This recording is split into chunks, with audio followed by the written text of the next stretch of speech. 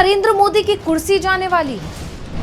क्या मोदी की सदस्यता चली जाएगी? बीजेपी की मुश्किलें बढ़ने वाली हैं? क्या खतरे में है केंद्र की एनडीए सरकार? और क्या चुनाव आयोग बनेगा सरकार गिरने की वजह? वैसे तो 2024 लोकसभा चुनाव के नतीजे आने के बाद से ही मोदी सरकार खतरे में है, क्योंकि मोदी सरकार के तीसरे कार्यकाल में देश में एनडीए की सरकार है। सरकार बैसाखियों पर टिकी हुई है।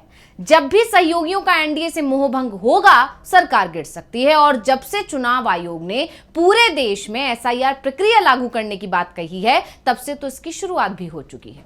केंद्र की दो सबसे बड़ी सहयोगी टीडीपी और जेडीयू एसआईआर प्रक्रिया का विरोध कर रही हैं, वो भी खुलकर, जिससे मोदी सरकार की टेंशन बढ़ रही है। लेकिन इस समय सरकार की चिंता बढ़ने की सिर्फ एक ही वजह नहीं है, बल्कि अब पीएम मोदी की कुर्सी पर ही खतरा मंडरा रहा है।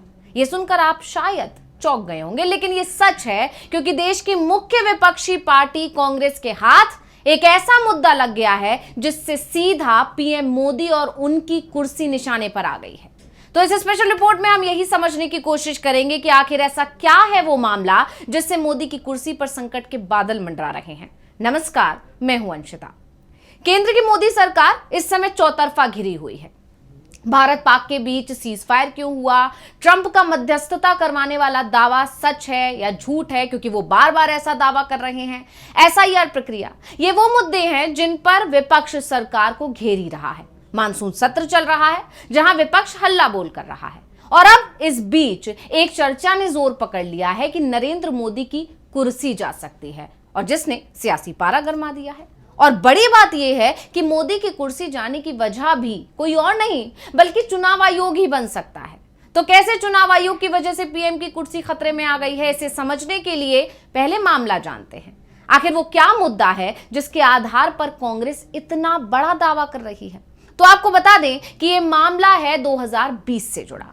कांग्रेस का कहना है कि वो 2020 में आदर्श आचार संहिता के उल्लंघन के लिए पीएम मोदी के खिलाफ हाईकोर्ट का दरवाजा खटखटाएगी।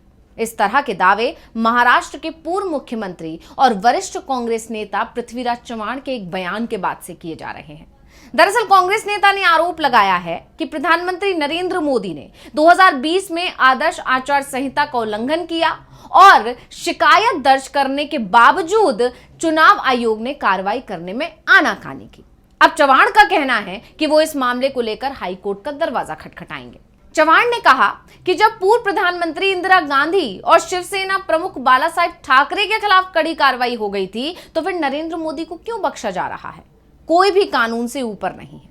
इस मामले को लेकर चव्हाण ने विस्तार से बताया कि 28 दिसंबर 2020 को महाराष्ट्र में ग्राम पंचायत चुनाव और पश्चिम बंगाल में विधानसभा चुनाव के दौरान प्रधानमंत्री मोदी ने तत्कालीन रेल और कृषि मंत्रियों के साथ संगोला यानी सोलापुर जिला से शालीमार यानी पश्चिम बंगाल तक 100वीं किसान रेल को हरी झंडी दिखाई थी।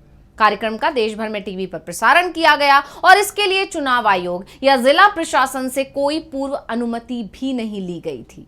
कांग्रेस कार्यकर्ता प्रफुल्ल कदम ने शिकायत की थी, लेकिन आयोग ने शुरू में कार्रवाई करने में देरी की और आखिरकार उसने उल्लंघन को स्वीकार तो किया, लेकिन केवल रेलवे प्रशासन को चेतावनी दी और मोदी को बख्श दिया।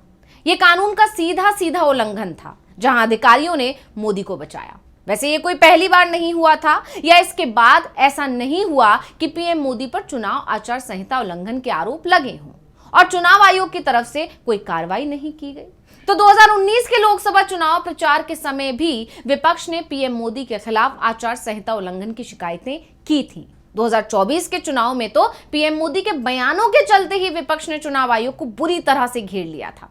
चुनाव आयोग इतना दबाव में आ गया था कि पीएम मोदी के बयानों को लेकर उसने बीजेपी के अध्यक्ष को चेतावनी तक दे दी थी कि अपने नेताओं की बयानबाजी पर जरा ब्रेक लगाएं। लेकिन पीएम का नाम तब भी चुनाव आयोग नहीं ले पाया था।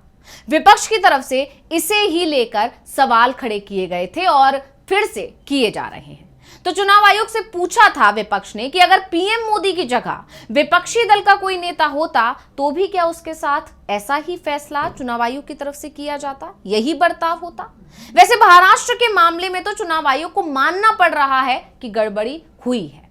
कांग्रेस नेता ने कहा कि इस मामले में सभी नियमों और कानूनों के अनुसार उल्लंघन के विस्तृत सबूत पेश किए गए हैं। कांग्रेस नेता ने इसको लेकर तर्क दिया कि यह कार्यक्रम मतदाताओं को प्रभावित करने का एक प्रयास और आदर्श आचार संहिता का स्पष्ट उल्लंघन था। इसके साथ ही कांग्रेस नेता ने मोदी की लोकसभा सदस्यता रद्द करने की मांग की है। अब कांग्रेस नेता के इस बयान के बाद से चर्चाओं का बाजार गर्मा गया है, क्योंकि इस मामले ने एक बार फिर चुनाव आयोग को सवालों के कटघरे में खड़ा कर दिया है। और आप तो जानते ही हैं कि विपक्ष अब खुलेआम चुनाव आयोग को बीजेपी का एजेंट कहता है। ये इलेक्शन कमीशन अपने अधिकारों की जो सीमाएं हैं संवैधानिक रूप पर, उससे बहुत आगे बढ़ रहे हैं। उनका अधिकार नहीं है कि किसी को तय करे ये सिटीजन है या नहीं है। एक माइग्रेंट वर्कर जो बिहार का हो, झारखंड का हो, कितना पॉपुलेशन आज झारखंड और बिहार का बाकी प्रदेशों में जाते हैं काम करने के लिए। तो इलेक्शन कमीशन का मुख्य उद्देश्य ये है कि बिहार की चुनाव के पहले बिहार के गरीब वोटर का अधिकार को वो समाप्त करे, क्योंकि बिहार के गरीब वोटर बीजेपी को वोट देने वाला नहीं है। और आज बीजेपी पूरे तौर पर इलेक्शन कमीशन को अपनी वोट एजेंट के रूप में इस्तेमाल करने का प्रयास कर रहे हैं। मुझे बहुत खेद है कि मुझे ऐसे भाषा एक ऑटोनमस इंस्टीट्यूशन के लिए इस्तेमाल करना पड़ रहा है, लेकिन हकीकत ये है कि आज इलेक्शन कमीशन बीजेपी की इलेक्शन एजेंट के रूप में काम कर रहे हैं। खासकर हरियाणा और महाराष्ट्र चुनाव के बाद से इन आरोपों ने जोर पकड़ लिया है। चुनाव आयोग पर वोटिंग लिस्ट में धांधली के आरोप लगते हैं और इन तमाम आरोपों को और ज्यादा बल मिल गया बिहार में शुरू हुई एसआईआर प्रक्रिया के बाद से। अब विपक्ष आरोप लगा रहा है कि वोटिंग लिस्ट से नाम काटने के लिए एसआईआर प्रक्रिया की जा रही है, यानी चुनाव आयोग बीजेपी को फायदा पहुंचाने के लिए काम करता है। और अब 2020 का मामला सामने आ गया है, जिसमें चुनाव आयोग ने कोई एक्शन नहीं लिया, क्योंकि शिकायत पीएम मोदी के खिलाफ हुई थी। हालांकि ये कोई एक ही मामला नहीं है, बल्कि चुनाव आयोग पर हमेशा ऐसे आरोप लगते हैं कि बीजेपी नेताओं कार्यकर्ताओं के खिलाफ चुनाव आयोग एक्शन नहीं लेता है, जबकि विपक्षी नेताओं के खिलाफ शिकायत मिलते ही चुनाव आयोग एक्टिव हो जाता है। देखिए, इलेक्शन कमीशन तो सरकार के कब्जे में है और काफी अरसे से सरकार के कब्जे में है। और जो आप लोकतंत्र की बात करते हो, अगर लोकतंत्र ऐसे ही चलता रहा और इलेक्शन कमीशन सरकार की पैरवी करती रही, तो निश्चित रूप से जो नतीजे आएंगे वो आपके सामने हैं। वोटिंग की जो व्यवस्था है, तादाद में लोगों के वोटर्स कैंसिल कर देने, वोटर्स लिस्ट में लोगों को घर से बाहर नहीं निकलने देना, डुप्लीकेट वोटर कार्ड होने और वोटर कार्ड ऐसे ऐसे लोगों के बनाने जो यहाँ रहते भी नहीं हैं, 2-2 कमरे में 50-50 वोट बनाने हैं और बीजेपी के मेंबर के आधार पे 11,000 वोट काट दिए जाएं। अगर ऐसी व्यवस्था चलती रहेगी तो जिसको आप लोकतंत्र कहते हो वो लोकतंत्र नहीं है, एक दिखावा है। विपक्ष खुलकर कहता है कि चुनाव आयोग सरकार के कब्जे में है और बड़ी बात यह है कि विपक्ष जो भी आरोप अब लगा रहा है वो हवाई नहीं है, बल्कि विपक्ष के पास सबूत भी हैं। उन्हीं के आधार पर विपक्ष चुनाव आयोग के खिलाफ हल्ला बोल कर रहा है। लेकिन गौर करने वाली बात यह भी है कि चुनाव आयोग और सरकार दोनों एक दूसरे की ढाल बने हुए हैं। दोनों में से जो भी घिरता है दूसरा आकर उसका बचाव कर लेता है। लेकिन विपक्ष ने भी अब ठान लिया है कि अब वो शांत नहीं बैठेगा, सबूतों के साथ कोर्ट का दरवाजा खटखटाएगा और चुनाव आयोग के साथ साथ मोदी सरकार को घेरेगा।